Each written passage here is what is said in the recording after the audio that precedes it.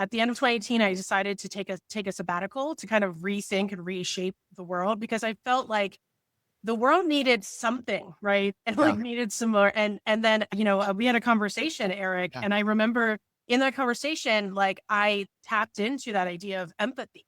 And empathy is my biggest strength. And it Yep. just like hit me like a ton of bricks when we had that conversation. I was like, I need to write a book about empathy. And which was wild. And so like when I wrote that book, started writing that book, I just like started that journey in the summer of last year. Mhm. And then I actually took a break for a couple months to do a fellowship. And then when I came back, the pandemic was in full swing, right? At Yeah. the time. And it's also this idea of just being like, and you can see the empathy like deficit that we have in this Mhm. country, right? Really showing in the way the pandemic is showing up and economic inequality, the inequities that are happening in the world. So I just was like, this is like such a really prescient time to be Yep. like putting this out there. Three things happened this time last year. Number one, I delivered my first draft manuscript. Like, so it was like, so a year ago, I was like, wow, that's so interesting that we're talking today. And number two, I was took three flights to Oaxaca, Mexico to go celebrate Day of the Dead, to celebrate like me getting this like first draft out Yep. and to honor my father who had passed away earlier that year. Mhm.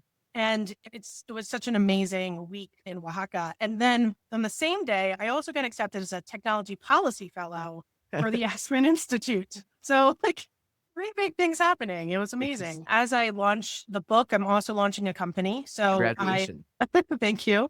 So it's a wild journey for me, but so I'm actually currently putting together like workbooks and structures so that I can get both individuals and companies so I can consult with them and actually have workbooks and things that they physically can work through Mhm. to kind of like if you're an individual, how do you change your mindset, Right. right? And having a support system and a support group for them. But then on companies and organizations, changing your mindset because for me, I'm moving from it's about a shift of power, right? It's Mhm. about a shift of power from not top down, but participatory design. Mhm. So that is a huge mindset shift. And I have done that for like, Booz Allen Hamilton, created a Yep. culture of innovation. I was a director of innovation for the federal government, innovation.gov. And so I have had such a breadth of experience for the past decade. And now I want to actually have a bigger, drop in the bucket.